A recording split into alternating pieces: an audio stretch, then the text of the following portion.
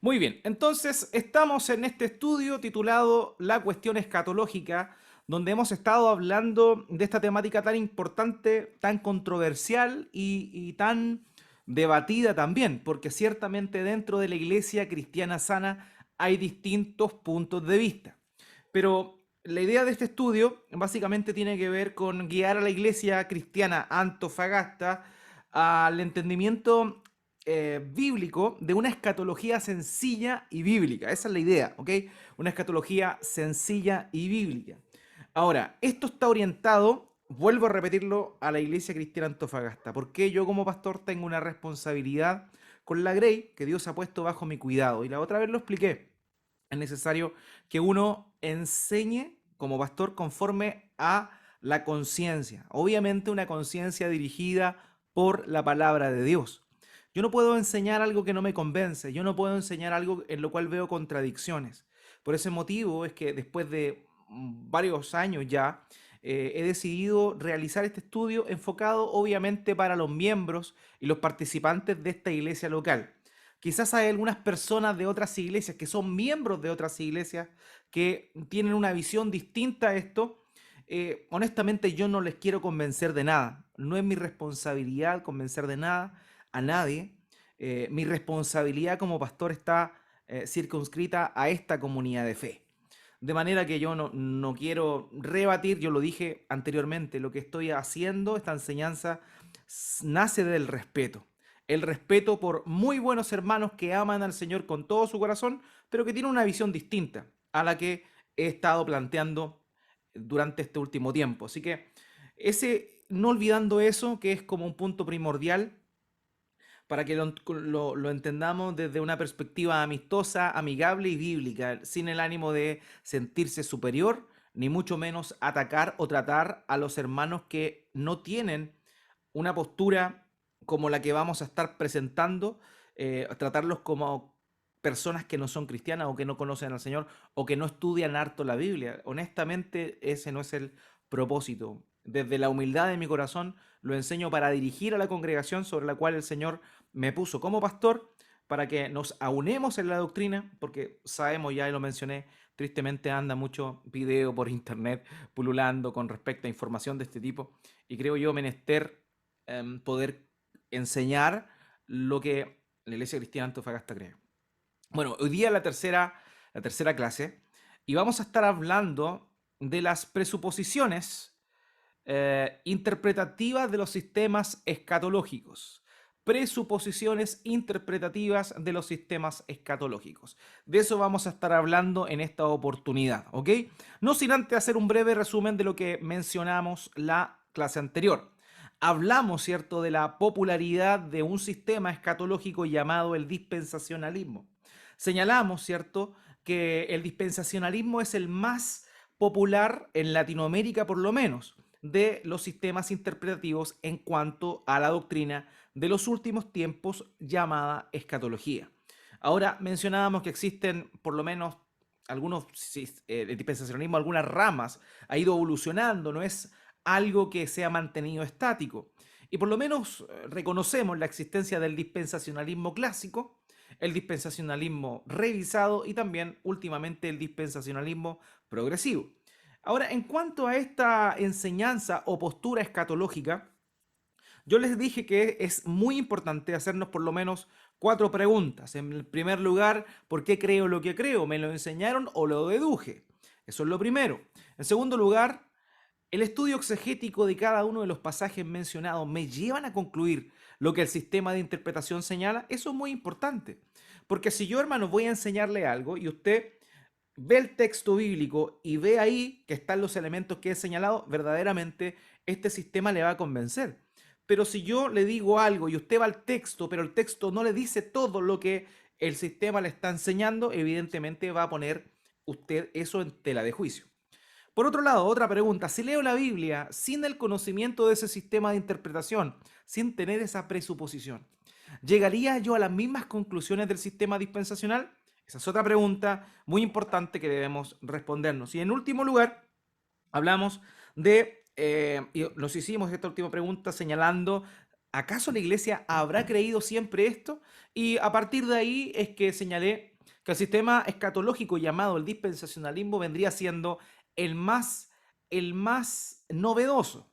Ahora, cabe señalar, y quiero ser honesto con esto, que algunas de las enseñanzas particulares que están dentro del dispensacionalismo fueron postuladas por algunos hermanos en la antigüedad, pero muy puntualmente, y nunca el sistema completo, sino solamente algunas cosas. Por ejemplo, habían hermanos puntualmente que creían que la iglesia, el momento del encuentro con el Señor Jesucristo en el rapto, sería antes de la amenaza más grande de la tribulación que vendría sobre este mundo. Eso algunos hermanos en el pasado lo postularon, ¿ok? Pero de una manera distinta a lo que el dispensacionalismo señala el día de hoy. Entonces, por eso lo que yo les dije fue que el sistema dispensacionalista es el más novedoso. Recién en el siglo XIX apareció como sistema completo de interpretación.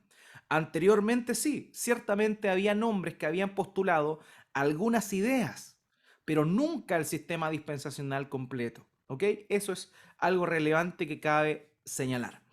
La sistematización de este sistema vino por medio de John Nelson Darby, quien fue influenciado por el futurismo de Edward Irving. ¿Ok? Perfecto. Dijimos también que la popularización de este sistema del dispensacional vino de mano de la publicación y distribución de una Biblia anotada de Scofield, que fue una de las primeras Biblias con comentarios. Entonces, como era una de las primeras Biblias con comentarios, mucha gente se hizo de ellas, las compró y evidentemente a la hora de leer el texto veía que al lado había una anotación, la anotación de Scofield en cuanto a la interpretación dispensacional y evidentemente las personas comenzaron a asumir que aquello que estaba escrito ahí en ese versículo significaba lo que la anotación decía. A usted me imagino que también le ha pasado, aquellos que usan Biblias de estudio, están leyendo la Biblia y al lado tiene una nota, un comentario y usted dice, bueno, es así. ¿Por qué? Porque lo está en la Biblia. Entonces eso es un elemento que produce de alguna manera que las personas lleguen a asumir que lo que se está diciendo ahí en la nota es correcto. De manera que esa fue la influencia que la Biblia anotada de Scofield tuvo sobre eso. Por otro lado, también muchos misioneros fueron capacitados por el Moody Bible Institute de Chicago. ¿Ok? Ellos también, bueno, D.L. Moody fue un gran evangelista. Él enseñó el dispensacionalismo y muchos de los misioneros formados ahí también. ¿Qué pasó en Latinoamérica? Bueno, la mayoría de los misioneros americanos venían de la corriente dispensacionalista y también aquellas iglesias que vinieron de Estados Unidos desde la rama pentecostal también venían con este dispensacionalismo diferente un poco al de Moody, pero un dispensacionalismo al fin y al cabo. Y por eso es que en Latinoamérica el dispensacionalismo es tan importante. Ahora, cuando concluimos esto, cuando tenemos estos antecedentes históricos que usted puede revisar de mejor manera en el episodio anterior, uno puede llegar a decir, bueno, ¿cómo es posible que hombres llenos del Espíritu Santo, con temor de Dios, con amor por la palabra, no hayan sacado las conclusiones que llega el dispensacionalismo en 1800 años de iglesia cristiana? Eso es algo que de verdad es necesario como preguntarse. ¿Cómo podría ser posible que hombres llenos del Espíritu Santo, como lo fue Lutero, Calvino, que enseñaron la palabra de Dios, que estudiaron la palabra de Dios, no hayan llegado a las mismas conclusiones que llegaron nuestros hermanos dispensacionalistas a partir del año 1800? Y eso es algo que nos debe llamar la atención, nos debe llamar la atención. Insisto, el hecho de que esto sea novedoso de ninguna manera es algo que per se elimine la realidad del dispensacionalismo. Que sea novedoso no significa que sea descartable por ser novedoso, no. El tema es que una enseñanza que no es bíblica es la que debe ser descartada. Y ese es el punto. Ahora, una cosa en defensa que debo realizar es que el dispensacionalismo actual es muy distinto a lo que señaló primitivamente John Nelson Darby o también lo que aparece en la Biblia anotada de Scofield. Es muy distinto lo que los dispensacionalistas creen hoy. Una de estas características precisamente de este sistema de interpretación es que ha ido cambiando, no ha sido estático. Entonces, hoy los dispensacionalistas no creen lo mismo que postuló Darby o lo que postuló Scofield. Así que eso es algo importante que quería señalar. Perfecto. Ahora, el estudio de hoy tenía por título, ¿cierto? Este capítulo 3, presuposiciones interpretativas de los sistemas escatológicos. Hola, Toby.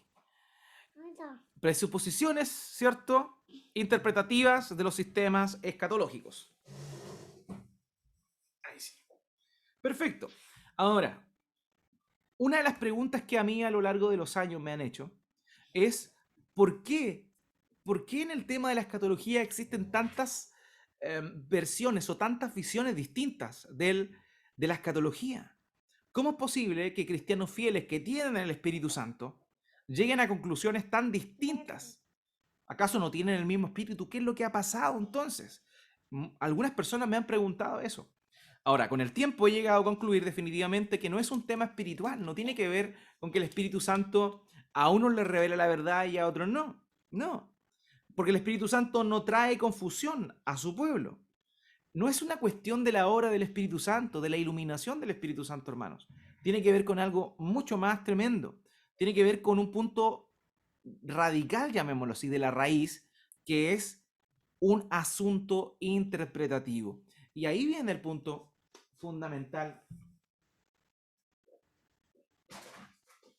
El punto fundamental de todo esto, ¿ok? El sistema, todo pensamiento teológico deriva de las presuposiciones. Hermanos, todos nos dirigimos a la Biblia con ciertas presuposiciones, todos, en cuanto a lo que hemos vivido, a lo que sabemos, lo que escuchamos alguna vez de alguna persona o lo que leímos en algún texto. Todas esas cosas van influenciándonos y llevándonos a generar presuposiciones. Y esas presuposiciones son las que traemos al texto. Por tanto, todos interpretamos la Biblia. Ya lo señalé anteriormente, todos interpretamos la Biblia de alguna manera u otra. El punto importante es tener las herramientas correctas para interpretar la escritura. Y ese es el punto. O sea, ¿por qué hay hermanos que creen en lo que el dispensacionalismo señala? Es porque ellos tienen una interpretación o herramientas hermenéuticas, presuposiciones de interpretación bíblicas distintas a otros. Por eso es que se parte de puntos distintos y se llegan a puntos distintos. De manera que existen modelos o sistemas escatológicos distintos porque empiezan de supuestos interpretativos distintos. Si usamos herramientas diferentes, vamos a llegar a conclusiones diferentes. Y eso es lo que ha ocurrido a lo largo del tiempo, como han habido. Y vamos a estar hablando de eso justamente, de los principios hermenéuticos, de cuál es la base de la interpretación del sistema más popular y por qué este vendría siendo defectuoso. Eso es lo que vamos a estar hablando hoy día. Lo primero que debemos decir con respecto a la hermenéutica dispensacional es que esta, como lo señalé, difiere de los demás sistemas de interpretación escatológica porque comienza de presuposiciones diferentes. Michael Black es un teólogo dispensacional y fíjese, él hace esta definición del dispensacionalismo señalando tres puntos importantes. Para Black, para Michael Black, esto es, resumidamente y muy concretamente, la creencia del dispensacionalismo. Él lo define así. El dispensacionalismo es un sistema de teología que se ocupa principalmente de las doctrinas de la eclesiología y la escatología, dando énfasis al significado histórico gramatical de los pasajes proféticos y pactos del Antiguo Testamento. Una distinción entre Israel y la Iglesia y una salvación futura y restauración de la nación de Israel en un futuro reino terrenal. De manera que esta definición que dio Michael Black en función a la esencia del dispensacionalismo podríamos nosotros ir y comprender por qué es que se llega a conclusiones diferentes a los que otros hermanos pueden llegar cuando leen la Biblia. Lo primero es que el sistema dispensacional usa la interpretación histórico-gramatical de los pasajes proféticos. Y vamos a empezar a clarificar más adelante. Vamos a decir qué significa esto. Por otro lado, hace una distinción entre Israel y la iglesia. Y en tercer lugar, enfatiza una restauración futura de la nación de Israel en un reino terrenal. Entonces, vamos a ir y profundizar en cada uno de estos elementos que Black señalaba. El uso de la interpretación histórico-gramatical de los pasajes proféticos. Hermanos, esta es la esencia. Como parten de acá, los puntos 2 y 3 que señalamos anteriormente, hacer una distinción entre Israel y la iglesia y el énfasis de una futura restauración de la nación de Israel en un reino terrenal, tienen que ver con la primera. El uso de una interpretación literal, histórico y gramatical justamente es lo que lleva al dispensacionalismo a terminar en un lado distinto a la que otras escuelas de interpretación escatológica más antiguas que ella llega. Y este es un punto importante, como ellos tienen esta premisa interpretativa, es que llegan a resultados distintos y llegan a definiciones distintas y a un cuadro algo diferente del que la escatología histórica, las demás posturas que ya señalé anteriormente, que son tres más, poseen.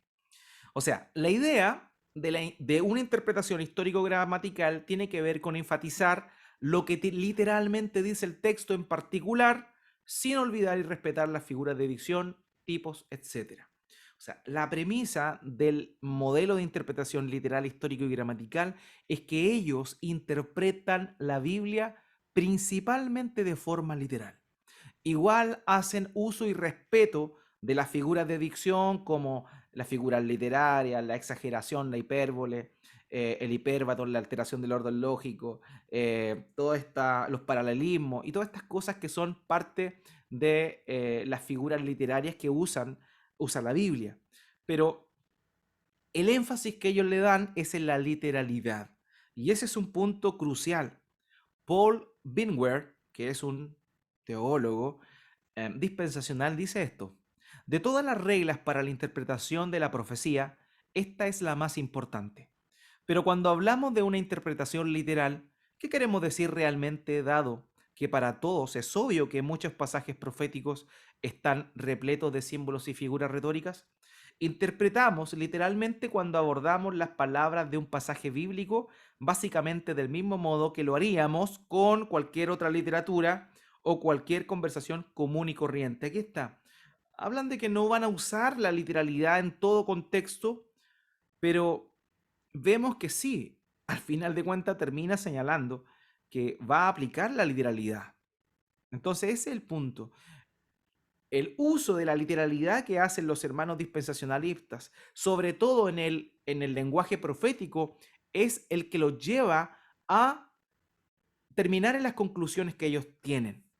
Ahora, de acuerdo a esta definición que leímos recién, parece razonable, ¿cierto?, el uso de este tipo de interpretación. ¿Qué mejor que una interpretación bíblica sea histórico, gramatical y literal? ¿Qué mejor que eso?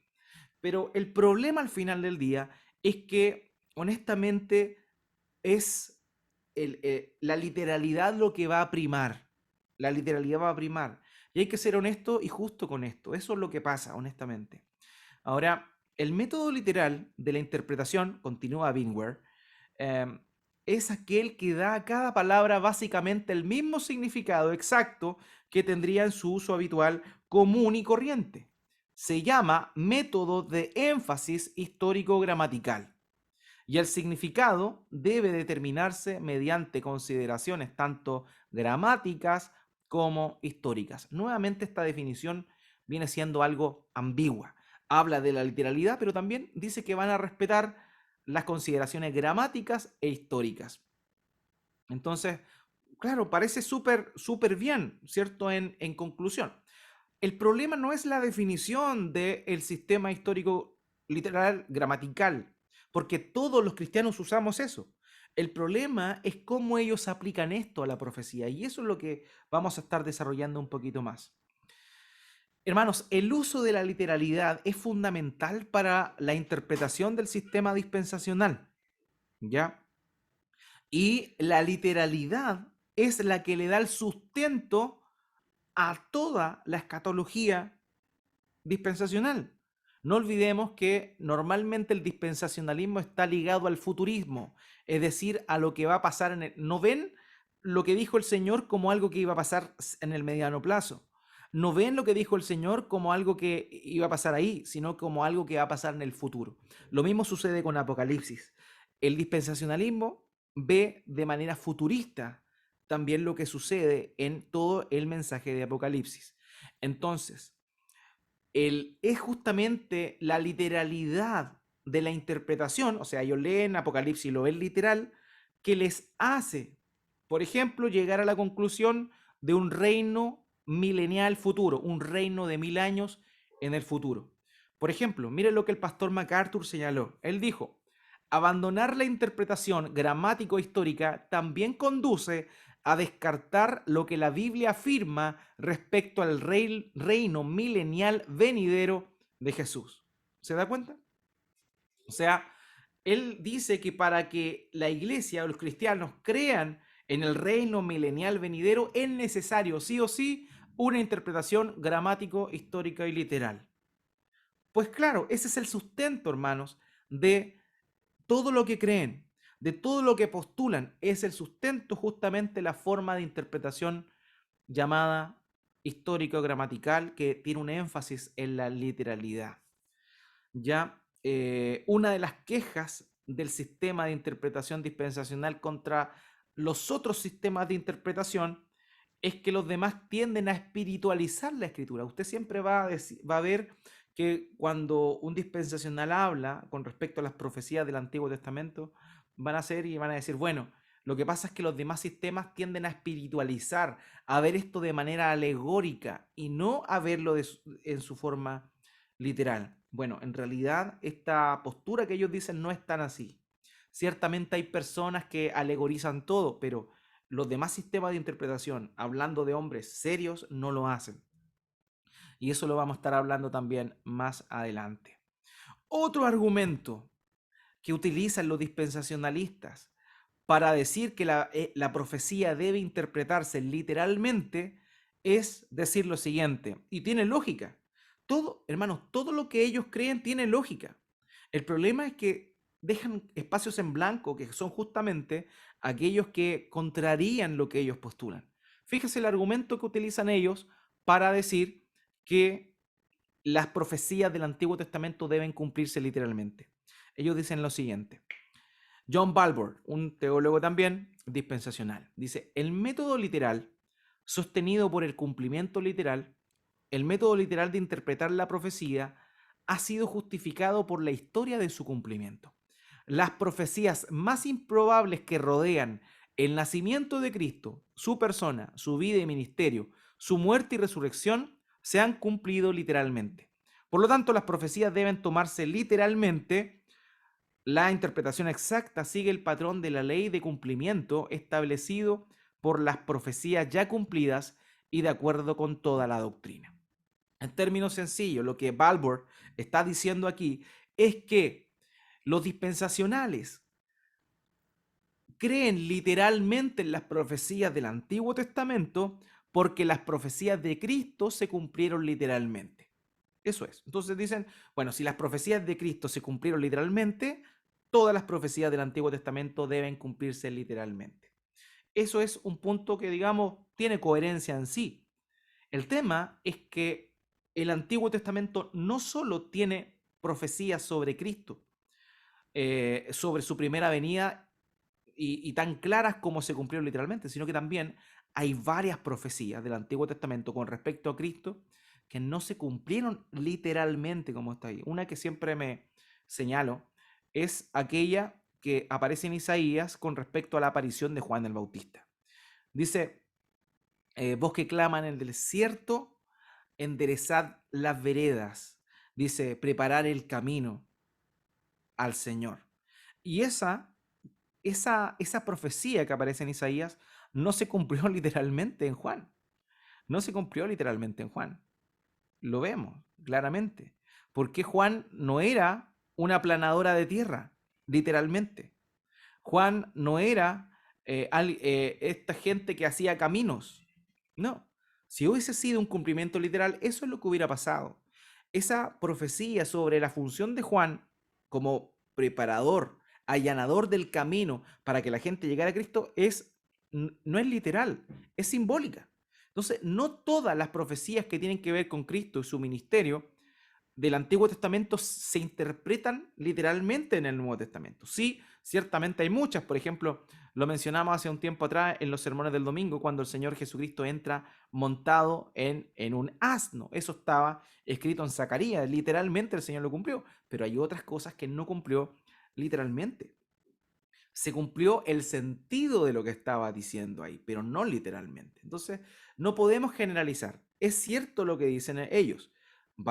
Las profecías del Señor se cumplieron literalmente, pero no todas. Entonces, no es un buen argumento utilizar esto, pero ellos lo usan. Perfecto. Otro rasgo característico de la interpretación histórico-gramatical de los dispensacionalistas es comparar profecías con otras profecías.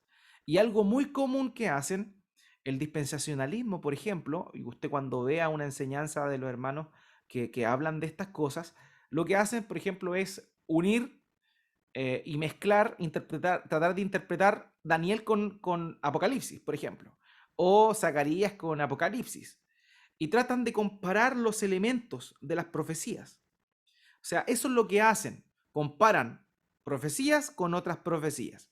Bingware señaló lo siguiente, él dijo: Dios no le dio toda la información profética a cualquier profeta individual. Antes bien, la ilustración profética se desarrolló y llegó a ser más completa por medio de muchos autores durante un periodo de siglos. Por consiguiente, para obtener una comprensión total de un tema profético y para evitar conclusiones erróneas, es necesario comparar la profecía con otras profecías. Entonces, esta otra característica del dispensacionalismo: compara profecías con profecías. Por ejemplo, utilizan Daniel capítulo 7, donde habla del cuerno pequeño, para hablar de la bestia, del anticristo de Apocalipsis. Entonces comparan, unen ambos pasajes, pues tienen cierta similitud, y dice, esto está hablando de lo mismo entonces. Y unen y comienzan a desatar, entre comillas, lo que ellos finalmente terminan creyendo. Lo mismo sucede con el capítulo 8 de Daniel. Lo mismo hacen, lo comparan con lo que habla en Apocalipsis con respecto a la bestia, con respecto a el anticristo. Y eso es lo que hacen, comparan profecías con profecías. Y vamos a ver un poquito más adelante por qué esto no es tan bueno en sí. Perfecto. Otra cosa importante que la interpretación histórico-gramatical tiene como presuposición es que el intérprete siempre debe tener presente la posibilidad de que en lo que está leyendo haya algún intervalo de tiempo. ¿Ya? Eso es como importante. E igual se basan en lo que pasó con el Señor Jesucristo. Las profecías que hablan del Señor, en muchas oportunidades hay segmentos de la profecía que está hablando de la primera venida del Señor e inmediatamente, sin hacer una distinción, la profecía habla de la segunda venida del Señor. Se habla de una venida, las profecías del Antiguo Testamento en muchos lugares. Entonces, ¿qué es lo que hacen ellos? Ellos dicen, bueno, hay que tener en consideración eso. ¿Por qué? Porque si en la profecía del Antiguo Testamento está hablando de una cosa con respecto a la venida y después habla de elementos que se van a cumplir en su segunda venida, entonces es probable que en otros lugares existan estos valles que ellos llaman o que se le conocen como escorzos proféticos. Es decir, que el profeta está parado en un monte y está viendo una visión en el otro monte. Entonces él mira al frente y mira lo que está sucediendo, pero no ve lo que pasa abajo porque está abajo. Y eso se llama escorzo o valle. Entonces, esa es la idea de lo que el dispensacionalismo señala. Ellos dicen, bueno, puede que hayan escorzos proféticos no solo en cuanto a las profecías del Señor Jesucristo, sino también en otras cosas. Por eso es que ellos, por ejemplo, utilizan esta misma idea para argumentar lo que sucede en, en otros segmentos, ¿ya? Ahora, vamos a hablar de lo que sucede, por ejemplo, en la interpretación de la semana 70. Ellos dicen que entre la semana 69 de Daniel y la semana 70 de Daniel hay un escorzo, hay un valle, hay un escorzo profético de 2000 años entre lo que Dios dijo que iba a pasarle a Israel y lo que va a pasarle a Israel en la gran tribulación. Eso es lo que dicen ellos. Como que Dios, esa visión de las 70 semanas, ya cumplió las primeras 69, pero la última semana de Daniel todavía no se cumple porque hay un escorzo, un valle, un escorzo profético entre un intervalo de tiempo entre el primer cumplimiento y el segundo cumplimiento. Bueno, eso es un poco, por eso es que para ello es necesaria la existencia de escorzos. Ahora bien, ciertamente vamos a estar hablando de los problemas que existen entonces en cuanto a la interpretación literal, histórico y gramatical. Todo cristiano interpreta la Biblia de manera literal, obviamente, pero tenemos que reconocer que hay lugares en la Biblia donde no se está hablando de forma literal. Por ejemplo, puedo interpretar la narrativa de manera literal y entender dentro de ellas las figuras literarias como tales. Por ejemplo, estoy leyendo el Evangelio de Juan. Y en el Evangelio de Juan vemos que es una narrativa, pero aparecen discursos del Señor Jesucristo y en esos discursos hay elementos alegóricos, no alegóricos, hay elementos, digamos, simbólicos. Por ejemplo, él dice, yo soy la vid y ustedes son los pámpanos. Claramente, los discípulos no eran ramas de una viña, de una vid, y él tampoco era una vid. Está utilizando ahí un lenguaje figurado, está utilizando una figura literaria. Entonces nosotros podemos interpretar literalmente la narrativa teniendo en consideración que dentro de ella pueden haber elementos simbólicos, claramente. Lo mismo sucede con las epístolas, ¿cierto? Cuando uno lee las epístolas, el género literario de las epístolas, la carta, es súper claro, explícito. Y podemos leerlas literalmente como instrucciones, como consejos, como saludos, etcétera. Y lo podemos leer literalmente. Ahora bien, aquí viene el tema. Sin embargo, no puedo tomar la profecía de forma literal, porque la profecía es sumamente simbólica. Ni tampoco puedo tomar la apocalíptica, porque toda la apocalíptica, bueno, y el único libro que contiene un estilo literario apocalíptico es Apocalipsis, es el único en la Biblia. Por tanto, yo no puedo esperar encontrar en la sección apocalíptica algo literal. Y ahí está el punto.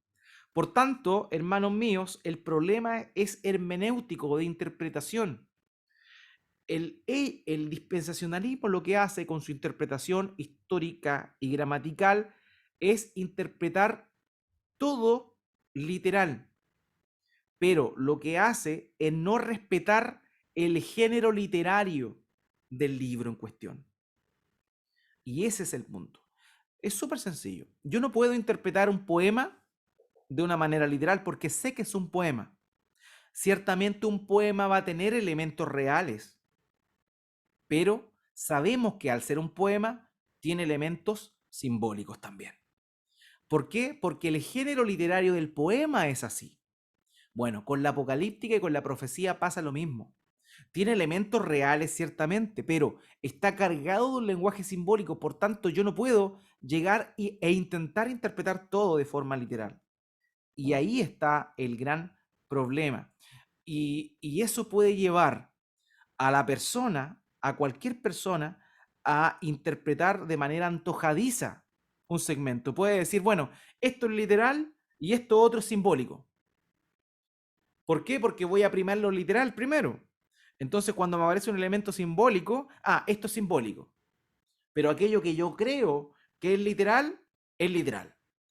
Y ese es el punto. Este tipo de interpretación finalmente llega a una mirada antojadiza, donde yo puedo decir, Este parte de este versículo es literal y este otro es figurativo. Y ese es el punto. No podemos tener una interpretación bíblica antojadiza donde yo sea el que decida lo que es literal y lo que es, sino que si yo veo que un libro entero está en un género literario de figuras simbólico, obviamente tengo que tener eso en mente y comenzar a ver y comprender que cada uno de esos elementos que aparecen ahí, lo más probable es que sean simbólicos, salvo cuando tenga elementos realmente literales y que lo manifieste el propio texto. Ese es el punto. Por tanto, el otro problema es que esta visión de la interpretación histórica y gramatical puede llegar a ser algo antojadiza. ¿Ok? Eh, Sucede esto cuando comparan profecías de difícil interpretación con otras de igual, que son igual de difíciles. Lo dijimos, ¿cierto? El dispensacionalismo utiliza esto. Interpretamos profecías con otras profecías. Pero si una profecía ya es difícil entenderla, ¿cómo vamos a tomar otro elemento igual de difícil para poder hacer una? Ese es el punto. Se da cuenta que es complejo. Yo no puedo tener algo difícil para juntarlo con otra cosa difícil y tratar de verlo bien. Es difícil, me voy a complejizar más. Y eso es lo que pasa.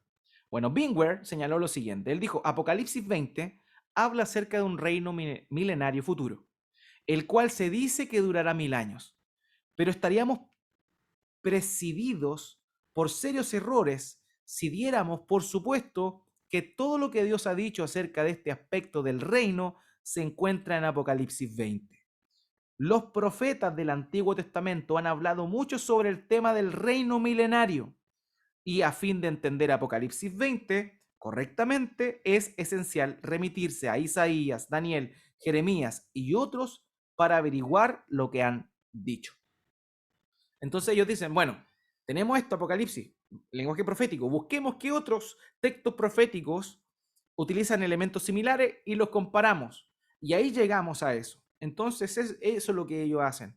Y es ahí, por ejemplo, donde llegan a conclusiones de pasajes del Antiguo Testamento, de Isaías, de Ezequiel, donde señalan, bueno, esto tiene que cumplirse en el milenio.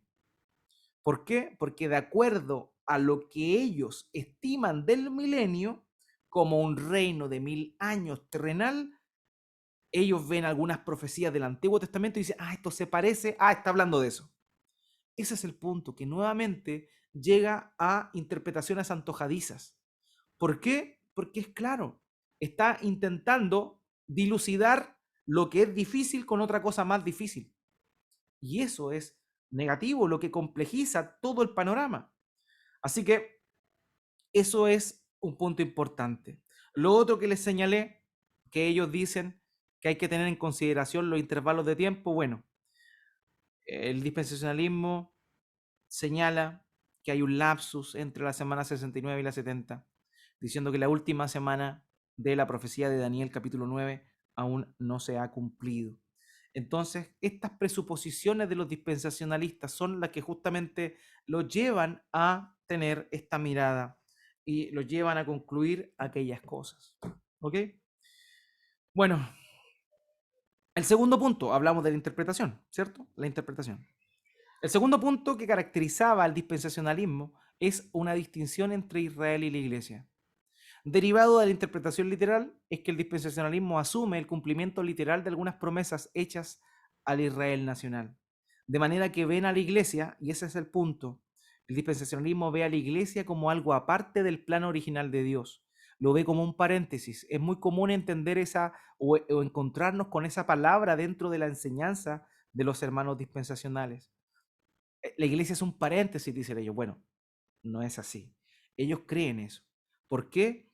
Porque como ven en el Antiguo Testamento algunas promesas que son para Israel, ellos dicen, estas se tienen que cumplir con Israel, nación, no con la iglesia, porque la iglesia es otra cosa. Ese es el punto. Por tanto, ellos creen que Dios tiene dos pueblos distintos, Israel y la iglesia. Y esa es una creencia del dispensacionalismo muy importante, es una presuposición hermenéutica. lo cual los va a limitar a entender muchas cosas de la Biblia de acuerdo a esa mirada. En ese sentido, también es que el dispensacionalismo acusa a los otros hermanos que interpretamos la Biblia distinto de utilizar lo que se conoce como la teología del reemplazo. ¿Qué es esto? Decir que la iglesia vino a reemplazar a Israel. Eso es lo que algunos ciertamente lo postulan. Hay quienes dicen no, en realidad el Israel nacional no es el pueblo de Dios, sino que la iglesia es el pueblo de Dios. Y a esta definición que acabo de dar se le conoce como la teología del reemplazo o supersesionismo, en el sentido de que Dios cesó su trato, su relación con el Israel nacional. Por eso se le conoce como teología del reemplazo o supersesionismo. En este sentido, hermanos míos, ¿qué es lo que pasa? ¿Qué es lo que pasa? Pasa que no es así. Cualquier hermano que lee la Biblia no dice eso, no debe, o que estudia más profundamente, no puede decir que la iglesia reemplazó a Israel. Yo no creo eso. Yo no creo que que la iglesia haya reemplazado a Israel. Yo creo que Israel apuntaba a Cristo, que Cristo es el verdadero pueblo de Dios.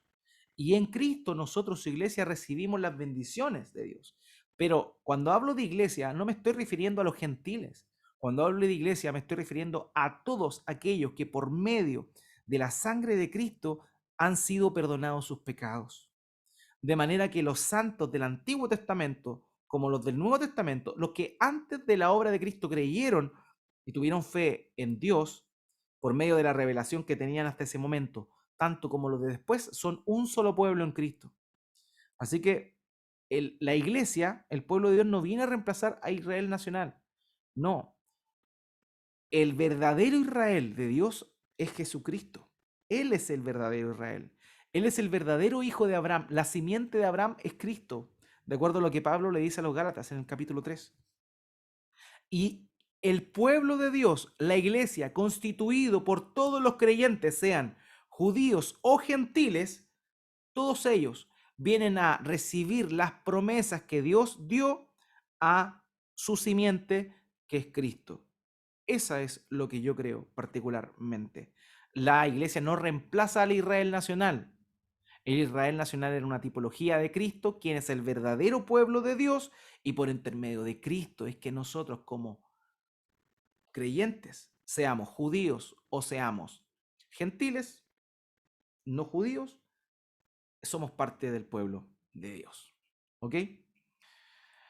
Eh, Mira lo que dice Blag, y con esto voy a terminar. Todos los dispensacionalistas están unidos en afirmar en que no se puede equiparar la iglesia del Nuevo Testamento como el nuevo o el verdadero Israel. Puede haber diferencias en cuanto a los aspectos específicos de la relación entre la iglesia e Israel, o la relación exacta de la iglesia o los pactos bíblicos, pero todos los dispensacionalistas rechazan una teología de reemplazo o supersesionismo, en el que la iglesia del Nuevo Testamento es vista como el reemplazo o el cumplimiento de la nación de Israel como el pueblo de Dios. El dispensacionalismo cree que Dios tiene un trato especial con Israel nacional y con la iglesia por separado. Lo que yo creo y veo en la Biblia es que Dios tiene un solo pueblo, el cual alcanza las promesas hechas en el Antiguo Testamento no porque fueron hechos para ellos, sino porque fueron hechas para Cristo. Y en Cristo es que el pueblo de Dios, la iglesia, recibe eso. Eso es una distinción importante. Finalmente, el último punto que voy a estar señalando, hermanos, y con esto voy a concluir y esto vamos a continuarlo la otra semana. Tercer punto, el dispensacionalismo enfatiza una restauración futura de la nación de Israel en un reino terrenal. Ellos dicen que hubo varias promesas hechas a Abraham que fueron promesas incondicionales, a Israel nacional también. Y conforme a eso, ellos dicen que hay varias promesas que se le hicieron que no se han cumplido, que no se cumplieron y que se deben cumplir en el futuro. Eso es lo que ellos postulan. Como ven algunas cosas que aparecieron en el Antiguo Testamento y dicen, estas no se cumplieron en el tiempo de Israel, entonces es necesario que Israel vuelva a florecer en el futuro y que se cumplan las promesas literales que se le hizo ahí. Ese es el punto. Entonces es ahí donde entra el milenio a jugar la clave. ¿Por qué? porque esas promesas no se están cumpliendo ahora. Pero el dispensacionalismo dice, bueno, en Apocalipsis 20 habla de 1000 años donde los santos reinan. Bueno, ahí entonces se van a llevar a cabo todas las promesas que Dios les hizo al Israel nacional. Y es ahí donde se llega a esta noción de el milenio. Vlag continúa diciendo, la nación de Israel será salvada y restaurada con una identidad única y una función en un futuro reino milenario sobre la tierra. El pastor MacArthur dice lo siguiente, en ese tiempo futuro, Él vendrá con sus ángeles para juzgar a las naciones de la tierra y establecer su reinado. Los 12 apóstoles gobernarán entonces bajo su mandato y con la iglesia sobre la nación de Israel restaurada. ¿Se da cuenta? Entonces, el dispensacionalismo tiene la idea de que como hubo varias promesas que literalmente no se cumplieron al Israel étnico, entonces se tienen que cumplir en el futuro. Y para eso ellos dicen, bueno, eso va a suceder en el milenio. Pero ellos lo dicen de una manera, digamos, arbitraria, porque no hay ningún texto dicho por el Señor Jesucristo que señale eso. Todas estas cosas no pueden ser comprobadas por lo que dijo el Señor. Y ese es el punto, hermanos, al cual quiero apuntar. Estos hermanos nos, insisto, aman al Señor, aman la palabra, pero el problema es que parten de premisas erróneas. Y como parten de premisas erróneas, es que llegan finalmente a estas conclusiones. Por tanto, de acuerdo a esto comprendemos que los puntos 2 y 3, es decir, la distinción entre la Iglesia de Israel y la restauración futura de la nación de Israel en el milenio, derivan ¿de qué? Derivan de una interpretación literal de las profecías del Antiguo Testamento. Y ese es el punto. Eso es lo que ellos creen. Esta es la forma en la cual el dispensacionalismo postula todo lo que cree. Como tiene estas premisas, es que llega a esas conclusiones finalmente. Así que eso es lo que tenía en primer lugar, primera parte, para hoy día, para que la próxima semana continuemos y veamos cómo es que debemos interpretar o cómo es que se interpreta o cuál es la hermenéutica de una escatología sencilla. Eso lo veremos Dios mediante la próxima semana. Ahora solo quería manifestar lo que ellos creían. Así que eso, amados míos, era lo que tenía preparado